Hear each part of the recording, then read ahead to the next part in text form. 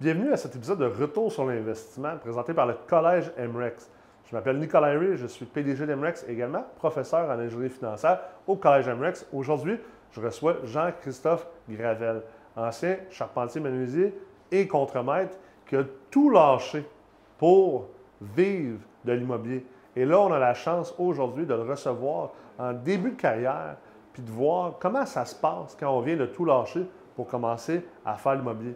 On va parler de courage, de why, d'héritage, puis aussi des apprentissages qui sont très importants quand tu es en début de carrière. Donc, je vous souhaite un excellent visionnement. Merci beaucoup d'être des nôtres.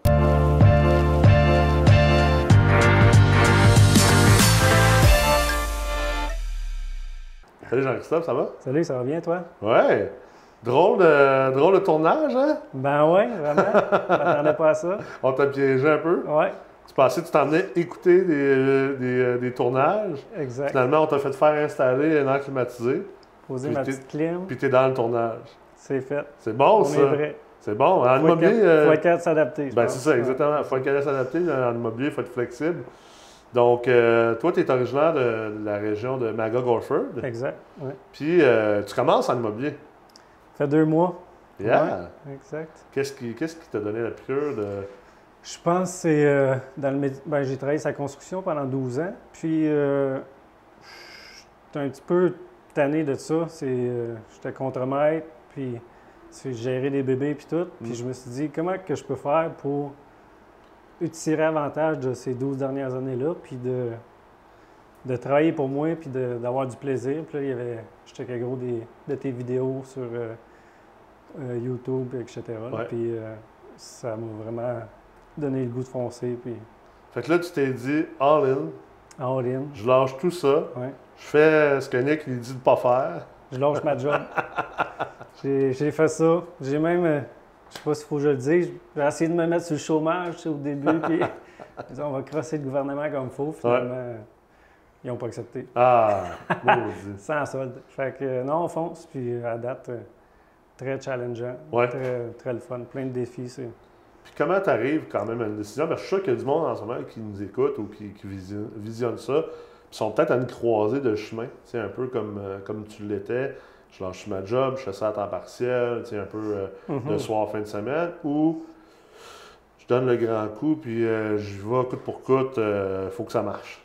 C'est quoi ta réflexion à ce niveau-là? Je l'ai essayé au début par les soirs, fin de semaine. Puis là, tu sais, on a une famille aussi à un moment donné. Puis j'ai pris la décision de foncer, couteau entre les dents, puis sans lendemain. Tu sais, j'ai pas le choix de réussir. Puis quand que tu te trouves dans une situation que tu n'as plus de salaire, tu n'as plus rien, tu sais, tu fonces, tu trouves Ouais. les solutions, Puis ça a été ça. Fait que tu voulais te mettre dans une situation où tu n'avais pas le choix de faire ce que tu avais à faire. Ouais, dans parce que le ça fond. faisait peur. Puis quand tu as peur, je pense que tu avances encore plus. Puis, tu sais, c'est stressant, là. Ben oui. Je ne le laissais pas paraître à ma blonde, mais c'est ça. On va se faire qu'elle écoute pas ça. Ah ouais, je suis correct, je pense. Ouais, là, c'est correct aujourd'hui. là. D'avoir moi, on va peut-être l'écouter dans Ouais, un ou deux. fait c'est que- ça. Puis justement, tu as une famille, tu sais, c'est une chose tout lâcher quand tu es tout seul, célibataire. Ouais, pas ça de- serait très facile. Ouais, Ouais, c'est pas mal plus facile, je pense. là. ouais. Tu as une famille, tu as des enfants. Ouais, j'ai un petit gars d'1 an et demi, puis ma blonde est enceinte. Là, Félicitations. elle est due pour en septembre, exact. Y a-tu eu un talk avec elle? Y a-tu, c'est quoi Ouais, ouais, elle m'a toujours poussé dans mes projets, puis je pense qu'elle a confiance en moi, puis j'ai confiance en moi aussi. Fait que ça, c'est c'est un game changer. Ouais, là. Quand ouais. tu as confiance. Puis ça vient avec. En tout cas, moi, ça fait 16 ans que je suis en business, puis j'en parle souvent avec ma blonde. Puis, tu sais, encore aujourd'hui, je veux dire, même après 16 ans d'affaires, après beaucoup, beaucoup de réussite, ça reste que le monde des affaires. C'est tout le temps ça. hein. Tu sais, ouais. Que ce soit l'immobilier ou juste la business pure. Puis, ma réflexion des dernières années, je me suis souvent ramassé à penser, puis à le dire justement à ma blonde, à quel point que je suis capable d'en tolérer plus. Ouais, Je c'est suis ça. capable de pousser mes limitations, puis de réussir des affaires. Probablement que je n'aurais pas réussi avec autant de brio. Peut-être que je n'aurais pas été aussi persévérant. Puis la persévérance a payé parce que, tu sais, au final, quand tu arrives au bout de tout ça, tu fais comme, OK, je suis vraiment une nouvelle personne, je suis encore meilleur, j'ai réussi à surmonter ça. Mais, tu sais, il y a beaucoup de gens, je pense, qui regardent ça en disant, ouais, mais tu sais, quand tu as une blonde ou un conjoint, des enfants, c'est encore plus dur. Mais je pense que c'est encore plus dur de prendre la décision. mais une fois que tu es dedans, pas que c'est moins dur, mais tu as plus de gaz. Parce que tu sais que les autres, là, ils comptent sur toi en arrière. Exactement. Faut que tu gagnes ta vie. Là. Mm. C'est ça. Faut foncer. Non, c'est vraiment un beau challenge. Puis là, fait que tu as été charpentier, tu as été contremaître, tu t'es dit, je vais prendre toutes ces expériences-là, ces compétences-là aussi. C'est quand même des compétences importantes en immobilier. Oui, exact. Je suis allé chercher ma licence, mais j'ai mis ça de côté. Je suis allé la chercher pour l'avoir, étant donné que j'ai les compétences, mais le but, c'est pas de retourner travailler sur un chantier, c'est puis gruger tout mon temps. C'est vraiment, si, mettons, j'ai des projets pour moi, je vais être capable de les donner en sous-traitance. Les comprendre. C'est ça. Les comprendre, puis voir où tu te fais facturer, puis voir passer tout ça. Avoir un œil sur ce que je connais le plus, dans le fond. Oui, c'est clair. Puis, c'est quoi qui te passionne le plus en immobilier? C'est tous les défis. C'est tellement vaste, là. Quand tu penses que tu connais ça, tu connais pas grand-chose. C'est tout le temps du nouveau stock qui arrive, puis c'est de l'apprentissage continu, puis c'est des défis. C'est challengeant. Ouais. Puis là, dans ton début de carrière maintenant, dans lequel que tu es, dans ta nouvelle carrière, tu as sauté d'avion. Puis là, tu es en train de préparer ton parachute pendant tout ça. Oui, je ne l'ai pas encore, le parachute, pour être franc avec toi. Mais non, j'ai travaillé sur une couple de projets déjà.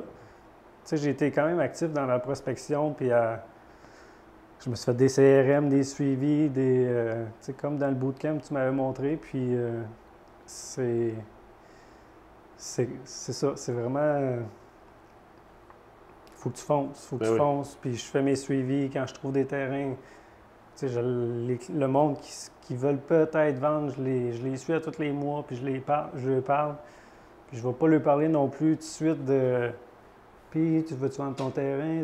Non, je vais leur demander comment ils vont, je vais leur parler, tu sais, je prends en note qu'est-ce qu'ils m'ont dit, puis j'essaie d'avoir une conversation avec eux avant de parler affaires, puis avoir un lien de confiance. Puis, à date, je travaille sur 2 beaux projets qu'on souhaite qu'ils ne sont pas encore signés, les offres d'achat, mais il y a de quoi de bien que ça en vient. Nice. Tantôt, avant que les caméras se mettent à tourner, tu disais justement que dans le bootcamp, j'ai mon bootcamp sur la prospection, trouver ta prochaine acquisition. Tu disais que après le bootcamp, tu avais commencé à lire justement tous les règlements de zonage et tout ça, parce que c'est d'ailleurs, c'est de quoi je disais dans le bootcamp, c'est une des meilleures lectures que tu peux faire. Oublie tous les livres qu'il y a sur Amazon, tout ça. Apprends le règlement de zonage de la ville où tu as investi. C'est incroyable ce que tu trouves là-dedans. Là. C'est ça. Tu as dit, vous ne connaissez pas votre zonage. C'est sûr, vous allez dans le facile. Fait que là, j'ai fait Grimby, j'ai fait les 800 pages, j'ai tout noté mes zonages. Tu sais, ça prend le temps que ça prend. Je les ai mis dans mon Excel, puis là, je suis parti avec ça, j'ai commencé à prospecter, j'ai fait comme, ça, c'est zoné multilogement. C'est sûr qu'il n'y a personne qui le sait. Même affaire avec Magog, j'ai trouvé une super belle place, 60 000 pieds carrés. Je peux pas comprendre que ça n'a pas été exploité. Mais c'est facile à comprendre. Il n'y a pas grand monde qui veut lire les 800 pages. C'est ça. Fait que non, c'est vraiment... ça accroche. C'est là, c'est là, je le dis souvent, autant que il faut que tu sois prêt à faire ce que les autres ne veulent pas faire. On s'entend que lire, à un moment donné, lire les règlements de zonage, c'est pas l'affaire la plus... C'est dole. C'est dole. On va se le dire, c'est dole à écrire, ça. Puis ça, je pense, c'est bien important, mais aussi l'autre chose à comprendre, je pense, c'est là qu'il y a autant que j'aime pas ça pousser le narratif de vivre de l'immobilier puis devenir riche de ça, je pense que c'est quelque chose de très long terme, puis il faut mettre des bonnes bases, mais ça reste que c'est un domaine où il y a beaucoup d'inefficience. Il y a beaucoup de choses que tu dis, crime, ça n'a pas de bon sens. Là. Genre, il y a des zones complètes que personne n'a réalisé, qu'il y a vraiment, vraiment plus de potentiel que ce qu'il y a là en ce moment. Il n'y en a pas de terrain à vendre. Tu vas sur Centris, là, terrain multilogement, il n'y a rien. Mais non, c'est sûr. Mais quand tu te mets à chercher, puis il y en a partout. Oui. Puis après ça, tu peux soit flipper ça à du monde qui ont les reins solides pour. Flipper ton offre d'achat, tu peux faire un peu de sous. Puis, tu peux rentrer en partnership aussi, là, possiblement. Là. Puis tu sais, c'est drôle parce que tu sais, tantôt on parlait de la construction puis à quel point c'était en tout cas, une grande garderie. Une grande garderie. Moi, c'est pas un domaine que j'affectionne énormément pour avoir baigné là-dedans avec mes propres investissements. Mais une chose que j'ai réalisée pour les entreprises de construction, surtout dans le multi, on pense pas toujours à ça, mais les entreprises de construction ils ont souvent un besoin de construire. Ouais. Surtout eux qui ont quand même un certain staff. Puis plus que tu es dans le multilogement, tu as besoin de construire. Puis ça fait en sorte que surtout les constructeurs hybrides investisseurs sont prêts à acheter bien des affaires. C'est peut-être pas le meilleur deal au monde, mais juste pour faire travailler leurs gars. Parce que c'est dur de recruter, puis tu veux pas y perdre. Tu veux pas y perdre, puis une fois que tu as ton monde, tu as des bureaux, tu as des trucks, tu en as des dépenses. Là, fait que il faut que les revenus y rentrent. Fait que beaucoup de constructeurs et investisseurs se ramassent dans une position qu'ils doivent acheter, non pas pour le produit d'investissement, mais pour faire travailler leur monde. Puis si le produit d'investissement génère un peu de rendement en plus, ils sont bien contents. Ils sont bien contents. C'est là que, exemple, faire de la prospection, je trouve que c'est tellement, probablement une des meilleures manières de, si tu es pour lâcher ta job, parce que je suggère pas à tout le monde, mais si tu es pour lâcher ta job du jour au lendemain, puis tu n'as pas 2-3 millions dans le compte de banque, c'est probablement la meilleure manière de gagner ta vie rapidement, parce que si tu trouves des choses à redévelopper, tu fais juste vendre ça après ça à ces constructeurs-là, qu'eux, ils sont souvent pas bons ils ne savent pas comment trouver des deals, ils ne savent pas comment prospecter. Tu trouves un terrain qui est zoné, je sais pas moi, 40 logements, puis tu peux te faire plusieurs dizaines de milliers de dollars sur chacune de ces flips-là, sans rien toucher. Tu n'as même pas besoin de faire de la construction. C'est ça qui est le fun. C'est ça. Fait que moi, j'essaie d'aller chercher les plans, permis de construction. Ouais. Là, j'ai réussi à signer hier une offre d'achat pour un terrain à Sherbrooke, conditionnel à l'approbation de mon projet au CCU, puis conditionnel au permis de construction. C'est bon. Fait que, tu sais, j'en ai de l'argent, mais j'en ai pas. J'essaie d'agir en fonction oui, c'est sûr. Je fais plein d'offres d'achat sur plein de projets, puis je vais aller... Oui, je vais payer le développement. Ça coûte 10 000 parce que tu payes l'architecte, mettons 10 15 000, 25 000, dépendamment. C'est ça. Mais tu sais, si avec 25 000, je peux aller chercher un profit. Oui, ça vaut la peine. Tu peux faire un 50, 100, 150 facile, à chaque fois, là, ça vaut la peine. Tu n'as pas besoin d'en trouver 10 par année. Là. Tu peux, là, mais... Ça serait le fun. C'est ça l'objectif, à temps plein. C'est ça. Ça serait de rouler 10 à 15 offres d'achat, mais c'est ça. On commence, ça fait 2 mois. Là. Mais c'est ça l'objectif. Puis à date, mettons, dans ton 2 mois de début de carrière, c'est quoi mettons, pour les autres personnes qui écoutent en ce moment, qui sont comme « Ah ouais, j'ai le goût de faire comme Jean-Christophe », ce serait quoi le conseil numéro 1 que tu leur donnerais? Bien, c'est sûr qu'au début, là, après le premier mois, là, j'ai comme réalisé que tu es seul au monde un peu. J'ai aucun proche qui sont là-dedans. Quand tu leur expliques ce que tu fais, ils savent pas. Développement, tu vas faire quoi? Puis, mais c'est de se former. Là, moi, je commence la CMFE, l'intro et ce soir. C'est du collège financière. Oui. Fait que c'est vraiment de se former. Lire, c'est foncer. Là, je suis à temps plein, mais au début, je faisais 50 heures, 60 heures là-dedans. Puis là, je fais 50 heures, 60 heures, plus les soirs, plus les... j'essaie d'en faire le plus possible. C'est vraiment de foncer. Je dis... les activités que je fais avec ma blonde puis mon gars, c'est aller se promener, c'est en prospectant. On passe jamais à la même place, puis on découvre une nouvelle ville. On va aller à Drummond en fin de semaine. Je suis sûr qu'on va trouver de quoi faire, c'est ça. Ah, mais c'est le fun! Oui, vraiment. C'est vraiment une bonne idée. Fait qu'elle me suit partout, mon gars aussi, puis pas le choix, il faut foncer. Oui, tout à fait.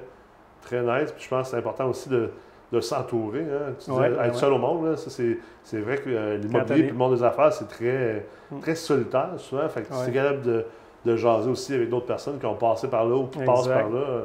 Ça permet aussi de changer ta perspective. Oui, mais c'est pour ça que tes cours, c'est le fun parce que c'est du monde qui sont prêts à investir en eux puis qui ont pas mal le même mindset que toi. Fait que là, c'est là que je vais aller me chercher des amis. Oui. Carrément. C'est important. Parce que des fois, on pense qu'on est dans un cul-de-sac. Puis des fois, tu fais juste parler avec quelqu'un, tu fais comme OK, crime, je l'avais pas regardé de même. Parce que des fois aussi, t'as trop le. Ouais, t'es trop dedans. T'es vraiment trop de même. Hier, j'ai eu une discussion avec un de mes grands chums, JF Tremblay, qui avait Flip Academy. Puis maintenant, qui a Commun Capital, dans le fond.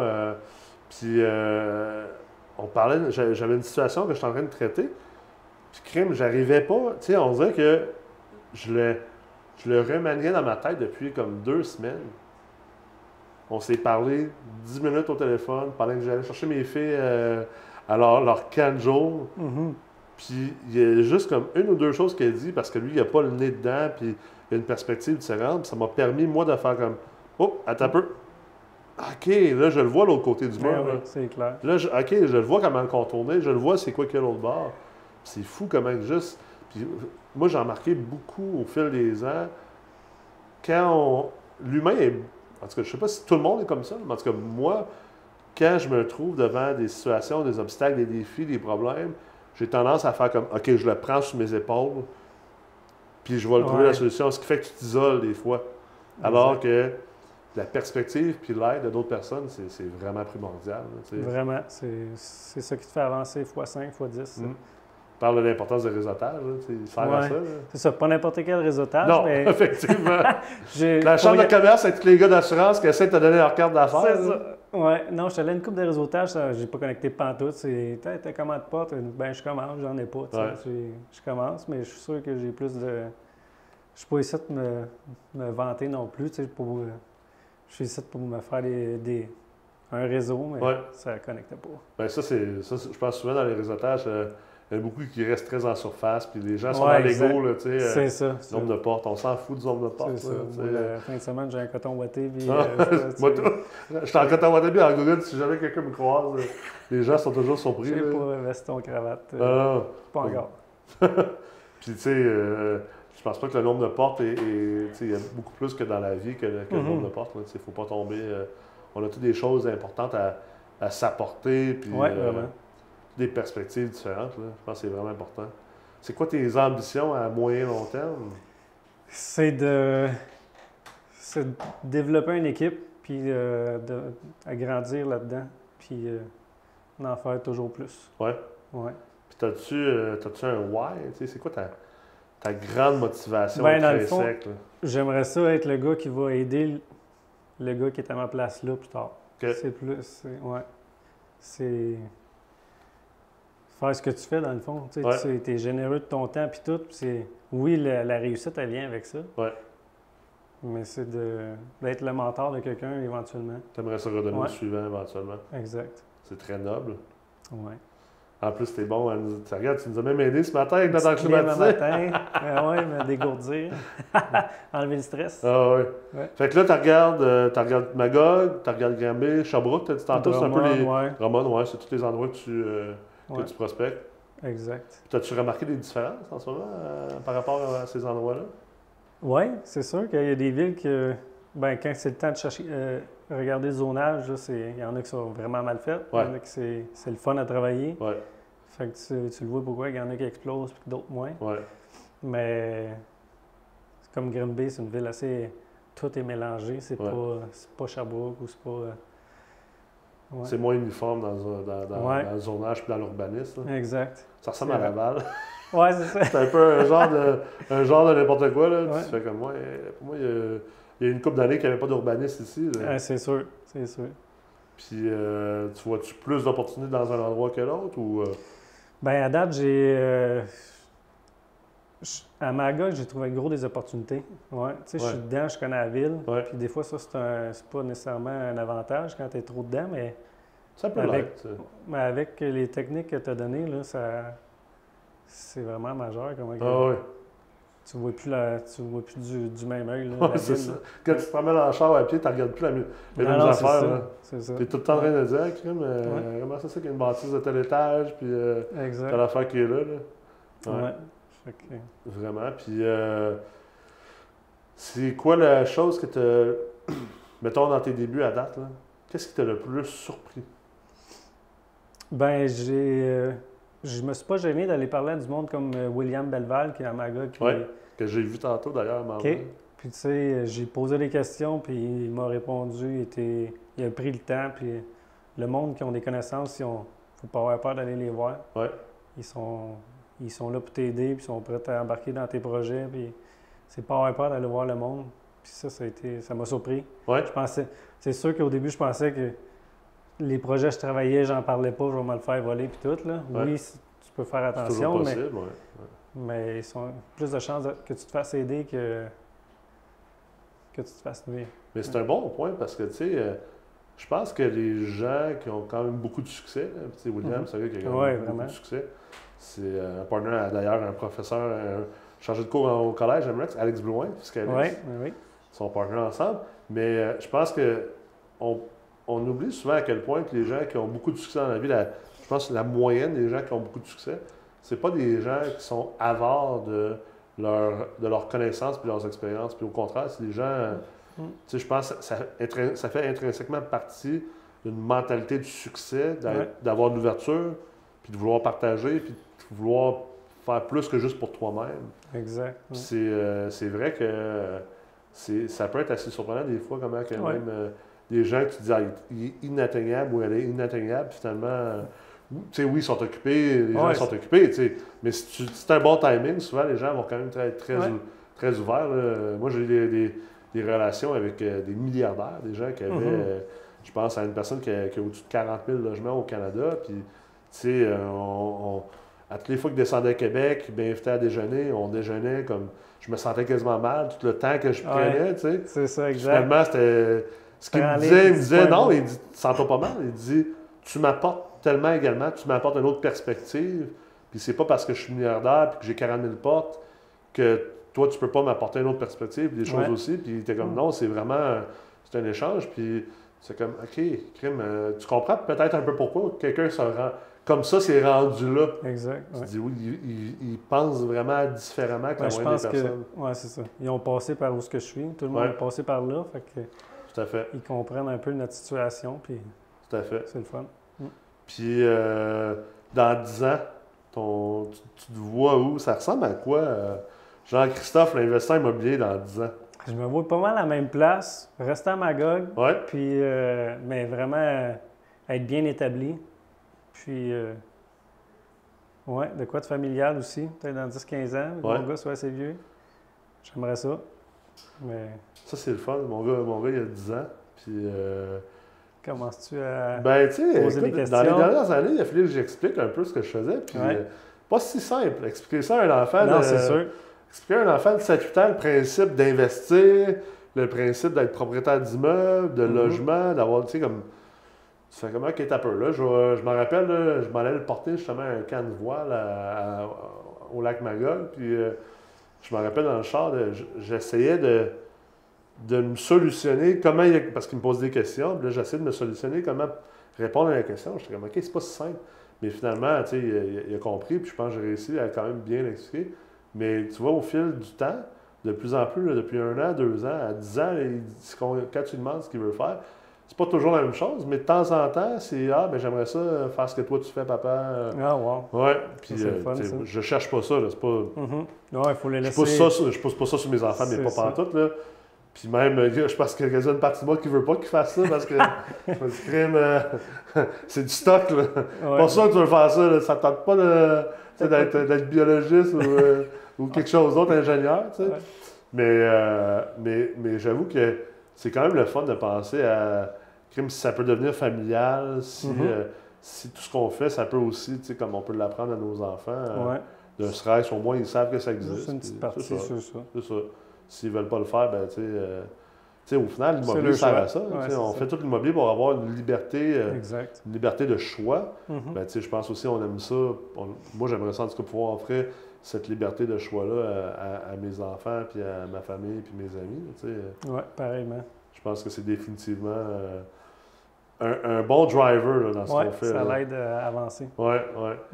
Puis, t'as-tu des choses que tu as appris à date dans ta début de carrière que tu te dis, j'avais su ça avant?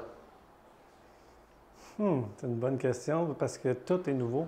Tout est nouveau. C'est sûr qu'avoir su que c'était aussi challengeant, intéressant, puis je m'en nourris. J'aurais fait le move avant, c'est sûr. C'est sûr. Tu savais qu'il y avait autant d'opportunités? Oui, c'est sûr.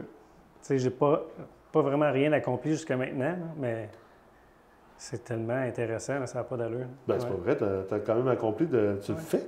Oui, je le fais. C'est ça l'accomplissement. Tu es dans le processus, puis tu te concentres là-dessus, puis le reste va venir. C'est un grand accomplissement. Là.